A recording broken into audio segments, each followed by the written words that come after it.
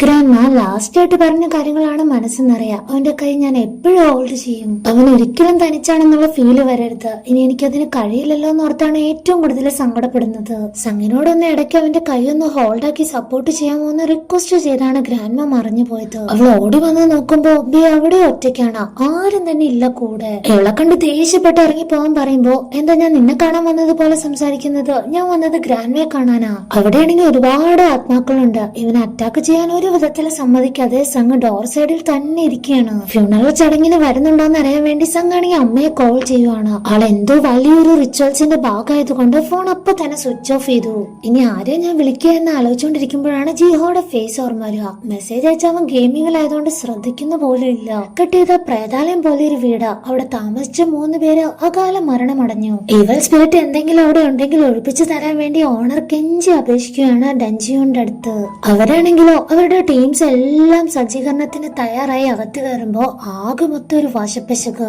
Rituals സ്റ്റാർട്ടായി. കഠിനമായ പ്രാർത്ഥന, നൃത്തം, വാദ്യോപകരണങ്ങൾ എല്ലാം ഉണ്ട്. മണ്ണിനടിയിലായിട്ട് കുഴിച്ചിട്ട ഒരു മൺപാത്രത്തിലാണ് ഗോസ്റ്റ് ഉള്ളത്. അതിന്റെ സാന്നിധ്യം കണ്ടെത്തി പറഞ്ഞു കൊടുക്കുന്നതാണെങ്കിൽ ഈ ഒരു ആന്റിയാണ് സംഗിന്റെ. പുറത്തെടുത്ത് പൊട്ടിച്ചതുകൊണ്ട് ഒരു ആത്മാവ് എല്ലാവർക്കും ശാപം കൊടുക്കാനായിട്ട് ഒരുങ്ങി വരുവാണ്. എല്ലാവരും ഉടനെ തന്നെ പുറത്തിറങ്ങണം. ടഞ്ചിയോൺ ആണെങ്കിൽ ആ ഒരു കേസ് സ്വന്തം ബോഡിയിലേക്ക് ഏറ്റുവാങ്ങി. അതുകൊണ്ട് തന്നെ വൺ സൈഡ് കേൾവിശക്തി നഷ്ടപ്പെട്ടു. വായിൽ നിന്ന് ബ്ലഡും വന്നു. ആ ഒരു കേസ് കിട്ടിയത് കൊണ്ട് തന്നെ റിച്വൽസ് ഒന്നും നടത്താൻ പറ്റില്ല. വാങ്ങിയ പൈസ തിരിച്ചു കൊടുത്തു. ഈ ഡങ്ജിയോന്റെ ചേച്ചിക്കും സ്പിരിച്വൽ പ്രസൻസ് എല്ലാം ഫീൽ ചെയ്യാനുള്ള കഴിവുണ്ട്. ഇവിടെ ഉണ്ടായിരുന്നത് വളരെ ശക്തിയേറിയ ഒരു ഈവിൽ സ്പിരിറ്റ് ആണ്. സൊല്യൂഷൻ കണ്ടുപിടിക്കുന്നത് വരെ ഈ വീടിന്റെ പരിസരത്ത് പോലും ആരും വരാതിരിക്കുന്നതാണ് നല്ലത് എന്ന് വാൺ ചെയ്തിട്ടാണ് ഇവരെല്ലാവരും വീട്ടിലേക്ക് പോകുന്നത്. ഇപ്പോഴാണ് ഗ്രാൻഡ്മയുടെ വിവരം അറിഞ്ഞ റിലേറ്റീവ്സ് എല്ലാവരും തന്നെ ഓടി വരുന്നത്. എല്ലാവരും കുറ്റപ്പെടുത്തുന്ന ആര്യ നമ്മുടെ ബെയിന്. അന്നേ പറഞ്ഞതല്ലേ ഇവൻ അബ്രോഡ് പറഞ്ഞു വിടാൻ തുടങ്ങി. അവനെ തൊടുന്നത് പോലെ ഒരു കേസ് കിട്ടുന്നത് പോലെയാണ് റിലേറ്റീവ്സിന്റെ പെരുമാറ്റം. കയ്യേറ്റം ചെയ്യാൻ തുടങ്ങുമ്പോഴേ സംഘം വന്ന് ഈ പ്രശ്നത്തിൽ ഇടപെടും. വോയിസ് ഉയർത്തി സംസാരിച്ച പറയുന്നതൊക്കെ ശരിയാണെന്ന വിചാരം. ഫ്യൂണറൽ ചടങ്ങിന് ആരെങ്കിലും ഷമാൻചനൊക്കെ വിളിച്ചു വരുത്തോ? സ്വർഗയാത്ര തടഞ്ഞു എന്ന നിലയ്ക്കായി അടുത്ത കുറ്റം. സംഘിനെ തള്ളിയിട്ട് ബേനെ കയ്യേറ്റം ചെയ്യാൻ ശ്രമിക്കുമ്പോ ഒരാള് വരും, നമ്മുടെ ജീഹോ. നീ ഇതെങ്ങനെ അറിഞ്ഞു എന്ന് ബേ ചോദിച്ചപ്പോ പെട്ടെന്ന് അവൻ ഓർക്കാതെ സംഘിന്റെ പേര് പറഞ്ഞു. അവള് തൊട്ടടുത്തുണ്ടെങ്കിലും അവൻ അറിയില്ലല്ലോ. മെസ്സേജ് അയച്ചു, കോസ്റ്റ്യൂം മാറി പെട്ടെന്ന് ഇറങ്ങി വാന്ന്. പക്ഷെ അവളാണെങ്കിൽ വേറെ ഡ്രസ്സൊന്നും കരുതിയിട്ടില്ലല്ലോ.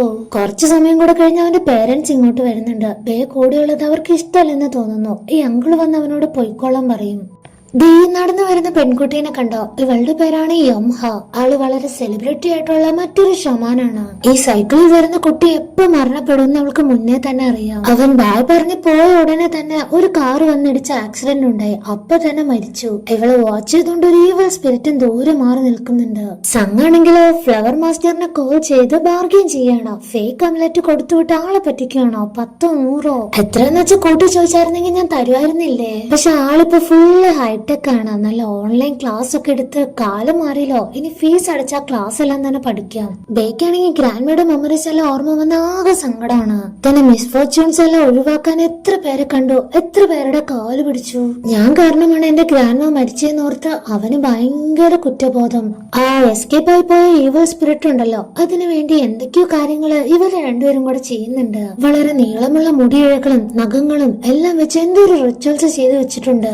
ഇവിടെ നടന്ന ഒരു കാര്യങ്ങളും സംഗീന അറിയില്ലല്ലോ. അവള് വന്ന് ഫസ്റ്റ് കോൾ എടുക്കാത്തതിന് വഴക്കിടുകയാണ്. എന്നിട്ട് അവിടെ സംഭവിച്ച എല്ലാ കാര്യങ്ങളും പറയും. ബേ പാവം. അവന്റെ കൂടെ ഇപ്പൊ ഉള്ളത് ആരാണെന്നറിയോ? സൂയിസൈഡ് കോസ്റ്റ് ആണ് എന്ന് ആന്റിയോടും അമ്മയോടും രണ്ടുപേരോടും ഹെൽപ്പ് ചോദിക്കുകയാണ്. എനിക്ക് അവന് അത്രയ്ക്കും ഇഷ്ടമല്ലേ, ഒരു ഹെൽപ്പെങ്കിലും ചെയ്തു തരണം, എന്തെങ്കിലും ഒരു വഴി കണ്ടെത്തണം. അതിനുവേണ്ടി ആന്റി കൊടുത്ത ബുക്കാണിത്. ഇതിനൊരു പ്രത്യേകതയുണ്ട്. ആത്മാക്കളുടെ സീക്രട്ട്, അവരെങ്ങനെ ഒതുക്കാം തുടങ്ങിയ കാര്യങ്ങളാണ് ഈ ബുക്കിലുള്ളത്. അതിന്റെ ഹെഡിങ് വായിച്ചെടുക്കാൻ തന്നെ അവൾക്ക് 1/2 മണിക്കൂർ എടുത്തു. ആഹാ കൊള്ളാലോ.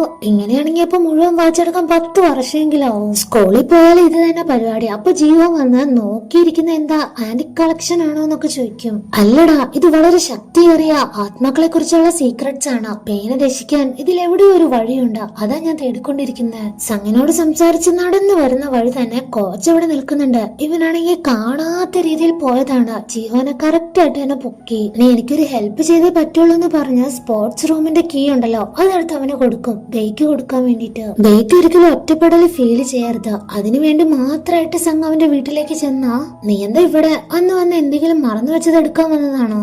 അതേലോ എന്ന് പറഞ്ഞ് അവൾ അകത്തേക്കൊക്കെ വന്നു. നീ ഫ്യൂണറൽ ചടങ്ങിന് ഒന്നും കഴിച്ചതായിട്ട് കണ്ടില്ല, ഇന്ന് വല്ലതും കഴിച്ചോ എന്നൊക്കെ ചോദിക്കും. ആക്ച്വലി സംഘം അവിടെ ഷമാന്റെ രൂപത്തിലല്ലേ ഉണ്ടായിരുന്നത്. ബേക്ക് കാര്യം അറിയാത്തോണ്ട് അവനൊരു ഷോക്ക്. തൽക്കാലം ഈ ഒരു കേസ് ജിയോ പറഞ്ഞതാണെന്ന് പറഞ്ഞ് അവന്റെ തലയിലേക്ക് ഇടും. കഴിക്കാൻ എന്തെങ്കിലും ഉണ്ടാക്കി കൊടുക്കാന്ന് വെച്ചാൽ ബേ സമ്മതിക്കില്ല. നീ ഒന്ന് പുറത്തു പോവാമോ, നീ വരുന്നതാണ് എനിക്ക് സമാധാനക്കേട്. പക്ഷെ അവള് നോക്കുന്നത് എന്താ, ആ ഒരു റൂമിൽ അവന്റെ സമീപം തന്നെ മറ്റൊരു ഗോസ്റ്റ് ഇരിക്കുന്നുണ്ട്. ഇതാണ് സൂയിസൈഡൽ ഗോസ്റ്റ്. അതായത് മനുഷ്യരുടെ ഉള്ളില് ഒരു സൂയിസൈഡൽ ടെൻഡൻസി വരുത്തിക്കും. അവളുടെ കണ്ണെല്ലാം നിറഞ്ഞു തുടങ്ങി. വേറെ ഒരു വഴിയില്ലാതെ അവനിങ്ങനെ നോക്കുകയാണ്.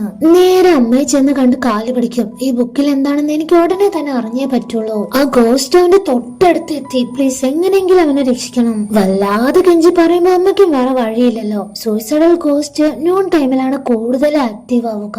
അവനിനി ജീവിക്കാൻ വേണ്ടി എന്തെങ്കിലും ഒരു കാരണം, അങ്ങനെ എന്തെങ്കിലും അവന്റെ ലൈഫിൽ ഉണ്ടോ എന്ന് ചോദിക്കുമ്പോ ആകെ ഉണ്ടായിരുന്നത് ഒരു ഗ്രാൻഡ്മ മാത്രമാണ്. ആളുടെ സപ്പോർട്ട് ഇപ്പൊ അവനില്ല. അവനിനി എന്തിനു വേണ്ടി ജീവിക്കുന്നതെന്ന് ചോദിച്ചാ ഇവൾക്കും അറിയില്ല. അമ്മ കാര്യമായിട്ട് തന്നെ വഴി പറഞ്ഞു കൊടുക്കുകയാണ്. അവന് ജീവിക്കാനുള്ള ഒരു മോട്ടിവേഷൻ അതാണ് കൊടുക്കേണ്ടത്. അമ്ലറ്റ് വെറും ഒരു കടലാസ കഷ്ണങ്ങൾ മാത്രമല്ല, അതിന് മറ്റൊരാളുടെ ജീവൻ രക്ഷിക്കണം എന്നുള്ള സ്നേഹം അടങ്ങുന്ന ഒരു ഹൃദയമുണ്ട്. സംഗിന്റെ കൈ ചേർത്ത് പിടിച്ച് ആകെ ഉണ്ടായിരുന്ന ആ വഴി പറഞ്ഞു കൊടുക്കുകയാണ്. ഒരാൾക്ക് വേണമെങ്കിൽ മറ്റൊരാൾക്ക് വേണ്ടി ജീവിക്കാൻ പറ്റില്ലേ, അതുപോലെ തന്നെ അമുലറ്റും ആവാൻ പറ്റും. ഹ്യൂമൻ അമുലറ്റ് എപ്പോഴും ഒരാളുടെ ചൂട് ആൾക്ക് കിട്ടിക്കൊണ്ടിരുന്ന ആ ഒരു 21 ദിവസവും കംപ്ലീറ്റ് ആവും. പിന്നെ അവന് ടൈം ലിമിറ്റ് ഒന്നും നോക്കേണ്ട ഒരു ആവശ്യം ഉണ്ടാവില്ല. സംഗിന്റെ ഫേസ് എല്ലാം തന്നെ ചുമന്ന് തൊടുത്തു. ഇത്രയും ബെസ്റ്റ് ആയിട്ടുള്ള ഒരു ഐഡിയ ഉണ്ടായിട്ടാണ് എന്റെ അടുത്ത് പറയാതിരുന്നേ. ഇവള് കുരുത്തക്കെടങ്ങാനും ഒപ്പിക്കുമെന്ന് ഓർത്ത് അമ്മയ്ക്ക് വേറൊരു ടെൻഷൻ. അതിന്റെ അടുത്ത സെക്കൻഡ് തൊട്ട് ഫിസിക്കൽ ടച്ച് കൊണ്ട് എങ്ങനെ അവനെ സേഫ് ാക്കാന്നുള്ള ട്രെയിനിങ് ആണ് നടക്കുക. അസിസ്റ്റന്റ് ആണ് ഡെമോ. ഓടി വരുന്നു, തോളിൽ കൈവയ്ക്കുന്നു, ഷേക്ക് ഹാൻഡ് കൊടുക്കുന്നു. അങ്ങനെ അങ്ങനെ എത്ര വഴികളാ. എന്നിട്ടോ അവനെ നേരിട്ട് കാണുമ്പോ മര്യാദയ്ക്ക് ഹായ് കാണിക്കാൻ പോലും പറ്റിയില്ല. എന്നാലും പിന്നാലെ പോവും. കഴിച്ചോ ഉറങ്ങിയോ എന്നൊക്കെ ചോദിച്ചിട്ടും ചെക്കനാണെങ്കിൽ ഒരു മൈൻഡും ഇല്ല. സാരല്ല, ബസ്സിലെങ്കിലും ഒരേ സീറ്റിൽ ഒരുമിച്ചിരിക്കാലോ, അപ്പൊ എന്തായാലും ടച്ചിങ് നടക്കും എന്നൊക്കെ ഓർത്ത് അവന് കൈനീട്ടി വിളിച്ചതാണ് പ്രശ്നമായത്. ജിഹോ ഷോക്കായിട്ട് ഇവൾക്ക് ഇത് എന്ത് പറ്റിയെന്നുള്ള അർത്ഥത്തിലാണ് നോക്കുക. കാര്യമായിട്ട് എന്തോ പറ്റിയിട്ടുണ്ട്. ബേ ആണെങ്കിൽ ജിയോയുടെ അടുത്താണ് പോയിരുന്നത്. സൂയിസൈഡൽ ഗോസ്റ്റ് ആണെങ്കിൽ അവന്റെ തൊട്ടു മുന്നിൽ ഇരിക്കുന്നുണ്ട്. അവളത് കണ്ടു. സോ അവളുടെ കൈ ഉപയോഗിച്ച് അവന്റെ നെക്കിലായിട്ടൊരു ടച്ച് കൊടുത്തു. അടുത്ത സെക്കൻഡ് തന്നെ ഗോസ്റ്റ് 2 സ്റ്റെപ്പ് പിറകിലോട്ട് മാറി. ബേനോട് ഇപ്പൊ ഒരു റീസൺ പറയണല്ലോ. ഇതിൽ ഏത് വിരലുണ്ട് ഞാൻ നിന്നെ തൊട്ടേന്ന് പറയാവോ? ജിയോ സ്മോൾ ഫിംഗർ കാട്ടി കൊടുക്കുമ്പോ അല്ലെന്ന് പറഞ്ഞ അവള് പൊക്കിയതേതാ മിഡിൽ ഫിംഗറും. ഇവിടെ യോംഹയുടെ നമ്പർ വേണം. ആളില്ലെന്ന് പറഞ്ഞ മറുപടി അത്ര തൃപ്തികരമൊന്നും അല്ല. പകരം സോഷ്യൽ മീഡിയാസിൽ മറ്റുള്ളവരെ കൂടി ഇൻഫ്ലുവൻസ് ചെയ്യിക്കുന്ന യോംഹയുടെ അക്കൗണ്ട് എല്ലാം എടുത്ത് കാണിച്ചു കൊടുക്കുമ്പോ അടുത്തൊരു വാർണിംഗ് കൂടെ കിട്ടും. ഇവിടെയുള്ള ഓരോ ഐറ്റംസും അവളുടെ കയ്യിലേക്ക് പോയേക്കരുത്, മനസ്സിലായോ? ഇനി വാർണിംഗ് ഒന്നും ഉണ്ടായിരിക്കില്ല. ആക്ച്വലി ഇവിടെ തന്നെയാണ് യോംഹ ഉള്ളത്. ടങ്ജിയോനെ കണ്ട് മറിഞ്ഞു നിന്നതാണ്. എന്തിനാന്നറിയില്ല. ഈ ലേഡിയാണെങ്കിൽ സംഘന്റെ ഫാമിലി അറിയാതെ എന്തൊക്കെയോ കള്ളത്തരം കാണിക്കുന്നുണ്ട്. ക്ലാസ്സിലാണെങ്കിൽ ഈ ചെക്കനാണ് ഓരോ റൂമേഴ്സ് എല്ലാം പറഞ്ഞു വരുത്തുന്നതിൽ മിടുക്കൻ. പക്ഷെ അത് നമ്മുടെ പഠിപ്പ് പൊളിക്കുകയാണ്. അവൻ സ്റ്റാഫ് റൂമിൽ പോയപ്പോൾ കോച്ച് ബേയുടെ കയ്യിൽ നിന്ന് റീസൺ നോട്ട് എഴുതി വാങ്ങിച്ചതിൽ അവിടെയുള്ള എല്ലാവരെയും നന്നായിട്ട് വഴക്ക് പറയും. ഒരു സ്റ്റുഡന്റിനെ വിശ്വസിക്കാൻ മാത്രം അവൻ എന്താ തെറ്റാ ചെയ്തത്, അവനോട് തീയിടേണ്ട ആവശ്യം എന്താ തുടങ്ങി കുറെ ക്വസ്റ്റ്യൻസ് തിരിച്ചു ചോദിക്കും. അതിന്റെ ഭാഗമായിട്ടാണ് ഇത്ര ദിവസം ക്ലാസ്സിലാവാൻ വരാതിരുന്നതെന്നും കൂടെ ഇവൻ പറഞ്ഞുണ്ടാക്കി. അവന്റെ ഗ്രാൻഡ്മ മരിച്ച കാര്യമൊക്കെ ഫ്രണ്ട്സ് അറിയുമ്പോ ഇവന്റെ കാര്യത്തിൽ തീരുമാനമായി നല്ല അടി കൊടുക്കും. സംഘാണെങ്കിൽ കിട്ടിയ തക്കത്തിന് വീണ്ടും അവന്റെ കൈ ടച്ചാക്കും. നോക്കിയ റൂമേഴ്സ് എല്ലാം മാറി തുടങ്ങി. അവൻ കൈയെടുത്തേന്ന് പറഞ്ഞ് ചെറുതായിട്ടൊന്ന് തള്ളുമ്പോ പിന്നെ ആ സൂയിസൈഡൽ ഗോസ്റ്റ് മാറിപ്പോകുന്നുണ്ട്. പിന്നെന്താ ബോർഡ് മാറ്റാൻ പോകുമ്പോ നടന്നു പോകുമ്പോ PT ക്ലാസ്സിലാണെങ്കിൽ ഉരുണ്ട് നേരെ തന്നെ ബേയുടെ അടുത്തേക്കാണ് ചെല്ല. അവനെ പോയി ടച്ചാക്കും. ഇതെല്ലാം കണ്ട് ജിഹോ തുടങ്ങിയില്ലെങ്കിൽ അത്ഭുതമുള്ളൂ. അവള് ചെയ്യുന്നത് പോലെ തിരിച്ച് അവളെ ചെയ്യാൻ പോയി തട്ടും വാങ്ങി. അവൻ പിന്നെ ബെസ്റ്റ് ബഡി ആയതുകൊണ്ട് അവൾ എല്ലാ കാര്യങ്ങളും ഷെയർ ആക്കും. നീയാണ് ആ ഷമാൻ എന്നുള്ള ഐഡിയ വെളിപ്പെടുത്തിക്കൊണ്ട് നിനക്ക് അവന് സിമ്പിൾ ആയിട്ട് ഈ കാര്യങ്ങളൊക്കെ പറഞ്ഞ് മനസ്സിലാക്കി കൂടെ എന്ന് ചോദിക്കുമ്പോ അന്ന് കണ്ടതല്ലേ ഷമാനാണെന്ന് അറിഞ്ഞപ്പോ അവൻ എങ്ങനെയാ റിയാക്ട് ചെയ്തേന്ന്. വേറെ വഴിയൊന്നും തന്നെ ഇല്ലടാ. അവൾ ഇത്ര ഫീലിങ്സോട് കൂടി ബേനെ കുറിച്ച് സംസാരിക്കുമ്പോ ജിഹോ ശരിക്കും അവളെ തന്നെ നോക്കി. നിന്റെ വർത്താനം കേട്ട നീ ഭയങ്കര സീരിയസ് ആണെന്ന് തോന്നുന്നു. ഇവനും ക്ലാസ് കഴിഞ്ഞപ്പോ പിന്നെ അവന്റെ പിന്നാലെ വരാൻ ഓരോ റീസൺ ഉണ്ടാക്കും. ചില സമയത്ത് അവനറിയാതെ ഒളിച്ചിരുന്ന് വരെ പിന്നാലെ ഫോളോ ചെയ്യും. അപ്പൊ ചെക്കൻ എന്താ ചെയ്തെന്നറിയോ? വളവ് തിരിഞ്ഞു പോകുന്നത് പോലെ പോയി നേരെ അവളുടെ മുന്നിൽ ചെന്ന് നിൽക്കും. അവളാണെങ്കിൽ സഡൻ ബ്രേക്ക്. എന്താ നിന്റെ ഉദ്ദേശം? എന്നെ ഫോളോ ചെയ്യുന്നതാണോ? അതൊന്നുമല്ല, നീ എന്നെ കണ്ടുപിടിക്കുമെന്ന് അറിയാൻ വേണ്ടിട്ടാ. ഇപ്പൊ കണ്ടുപിടിച്ചില്ലേ, ഇനി ഇനി അത് വേണ്ട. ആക്ച്വലി അവനിപ്പോ പോയിക്കൊണ്ടിരിക്കുന്നത് ഗ്രാൻഡ്മയുടെ ഫ്യൂണറൽ നടത്തിയ സ്ഥലത്തേക്കാണ്. അവളും കൂടെ ചെന്ന് അന്യായ കരച്ചിലാണ്. ഒരു ഫ്ലവർ ബൊക്കെയൊക്കെ ഗ്രാൻഡ്മയ്ക്ക് സമർപ്പിച്ചാലൊന്നും തീരുന്നതല്ല. ആൾക്ക് ഏറ്റവും സന്തോഷമാവുന്ന കാര്യം എനിക്കറിയാം. നീ ഓരോരോ കോമ്പറ്റീഷനിൽ പങ്കെടുത്ത് അതിൽ വിന്നാവുന്നതാണ് ആൾക്ക് സന്തോഷം. ദേ നോക്കുമ്പോ ശരിയാ, ഗ്രാൻഡ്മയുടെ ഫേസിൽ ആകെ ചിരി ഉണ്ടായിരുന്നത് അവൻ ആ കോമ്പറ്റീഷൻസ് എല്ലാം വിന്നാവുന്ന ടൈമിലെടുത്ത ഫോട്ടോസിൽ മാത്രമാണ്. അവനത് തിരിച്ചറിഞ്ഞു. അവനിൽ ജീവിക്കാനുള്ള ചെറിയ പ്രതീക്ഷ വരുമ്പോഴേ ദേ ഈ സൂയിസൈഡൽ ഗോസ്റ്റ് ഉണ്ടല്ലോ, അത് പതിയെ പതിയെ മൂവ് ആവുന്നു. അത് കാണുമ്പോ സംഗിനാണ് ഏറ്റവും കൂടുതൽ സന്തോഷം. കണ്ണെല്ലാം നിറഞ്ഞൊഴുകിയാണ് അവള് സന്തോഷിക്കുക. ഇപ്പൊ കയ്യിലാണെങ്കിൽ സ്പോർട്സ് റൂമിന്റെ കീ ഉണ്ടല്ലോ, അവൻ അത് പോയി തുറന്ന് പണ്ട് ഉപയോഗിച്ചതെല്ലാം പൊടി തട്ടി എടുക്കുകയാണ്. ഇപ്പോഴും വലിയ മാറ്റങ്ങളൊന്നും സംഭവിച്ചിട്ടില്ല. ട്രാക്കിൽ തന്നെയാണ് അവനുള്ളത്. ഇത് കോച്ചിങ് കാണുന്നുണ്ട്.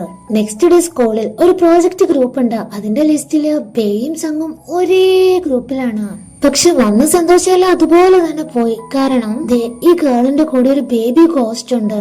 എന്തിനാണ് ഇതുപോലത്തെയുള്ള ഗോസ്റ്റ് ഒക്കെ ആയിട്ട് എന്റെ പാവം ബേഡ് എടുത്ത് വന്നിരിക്കുന്നേ? ആക്ച്വലി ആകെ 3 ഗോസ്റ്റിനെയാണ് നമ്മൾ പേടിക്കേണ്ടത്. ഡാൻസിങ് ഗോസ്റ്റ്, സ്മൈലിംഗ് ഗോസ്റ്റ്, പിന്നെ ബേബി ഗോസ്റ്റ്. ഇവര് 3 പേരും ഒരിക്കലും കംപ്ലൈന്റ് ഒന്നും ചെയ്യില്ല, പരാതി പറയാറില്ല. അതുകൊണ്ടാണ് ഇവര് ഏറ്റവും പവർഫുൾ. അമ്മ പറഞ്ഞ കാര്യങ്ങളെല്ലാം ആലോചിച്ച് നോക്കി സങ്കടപ്പെടുവാണ്. ഇപ്പൊ കൈകാര്യം ചെയ്യേണ്ടത് 2 ഗോസ്റ്റിനെയാണ്. അവന് ഇടയ്ക്കിടയ്ക്ക് ടച്ച് ചെയ്ത് നോക്കിയിട്ടാണെങ്കിൽ ആ സൂയിസൈഡ് ഗോസ്റ്റിന് ഒരു മാറ്റവും ഇല്ല. പിന്നെ കുരുക്കായല്ലോ, അതാലോചിച്ച് നടന്നു പോകുമ്പോഴാണ് ആ കോച്ച് അവന്റെ മുന്നിൽ വരിക. നീ പിന്നെ ഫീൽഡിലേക്ക് വന്നല്ലേ, പ്രാക്ടീസ് ചെയ്യുന്നൊക്കെ കണ്ടു. ദയാണെങ്കിൽ സംഘമുള്ളത് കൊണ്ട് ഒന്നും തന്നെ ഇപ്പൊ സമ്മതിക്കുന്നില്ല. ഞാനൊന്നും ഫീൽഡിലേക്ക് വരാൻ തീരുമാനിച്ചിട്ട് പോലും ഇല്ല. സംഘം മാറ്റി നിർത്താൻ വേണ്ടി കോച്ചാണെങ്കിൽ നിനക്ക് ക്ലീനിങ് പണിഷ്മെന്റ് തീർന്നിട്ടില്ലല്ലോ, വന്നേന്ന് പറഞ്ഞ് അവനെ സ്പോർട്സ് റൂമിലേക്ക് കൂട്ടിക്കൊണ്ടു പോകും. എന്നിട്ടോ കൊറേ സ്റ്റോറി ഒക്കെ പറഞ്ഞ് അവനെ മോട്ടിവേറ്റ് ചെയ്യാണ്. ഇപ്പൊ അവൻ ട്രാക്കിലേക്ക് ഇറങ്ങിയാലുണ്ടല്ലോ, അവിടെ അവനെ കുറിച്ച് എല്ലാവർക്കും നല്ല അഭിപ്രായമാണ്. ഓൾഡ് സ്കൂളിലെ ചാമ്പ്യൻ ആയിരുന്നു ഇവൻ. കലക്ക് ഉറപ്പാ. അവൻ ചെയ്യുന്ന ഓരോ ഷൂട്ടിൽ അവന് പുതിയ പ്രതീക്ഷകളാണ് തരുന്നത്. അതോടൊപ്പം തന്നെ സംഘം നോക്കുമ്പോ സൂയിസൈഡൽ ഗോസ്റ്റ് ഉണ്ടല്ലോ ഇപ്പൊ അകന്നകന്ന് പോവാണ്. അതായത് അവന് ഇത്രക്ക് ഇഷ്ടമായിരുന്നു ആർച്ചറി. എനിക്കറിയില്ലായിരുന്നു. ഒരുപാട് ദൂരെയാണെങ്കിലും അവൾ അവനെ അപ്രീഷിയേറ്റ് ചെയ്യുന്നുണ്ട്. ഇവിടത്തെ ഫുൾ ഓൺലൈൻ ക്ലാസ് ആണ്. പഠിക്കാനുള്ള കാര്യമൊന്നും അല്ല.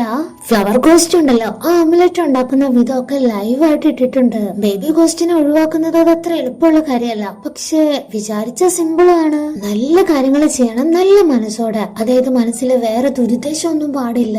ഈ ഒരു അമുലറ്റ് റെഡിയാക്കുന്ന ആൾക്കും നല്ല ഉദ്ദേശമായിരിക്കണം, അത് വാങ്ങുന്ന ആൾക്കും നല്ല ഉദ്ദേശം മാത്രമായിരിക്കണം. അതിരാവിലെ തന്നെ ബേയുടെ ടേബിളിന്റെ അടിയിൽ അത് പ്ലേസ് ചെയ്യാൻ നോക്കുമ്പോഴാണ് ഒട്ടും പ്രതീക്ഷിക്കാതെ അവനും ക്ലാസ്സിലേക്ക് വന്നിരിക്കുന്നു.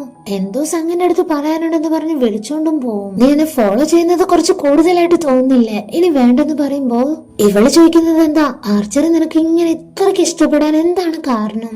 സ്ട്രോങ് ആയിട്ടുള്ള കാറ്റിലേക്ക് ഒരു സിംഗിൾ ആരോ എഴുതുകൊണ്ട് അതിനെ തകർത്ത് മുന്നേറുമ്പോ അതെനിക്കൊരു ഗുഡ് ഫീൽ തരുന്നുണ്ട്. അതാണ് എനിക്ക് ആർച്ചറിയിൽ ഏറ്റവും ഇഷ്ടം.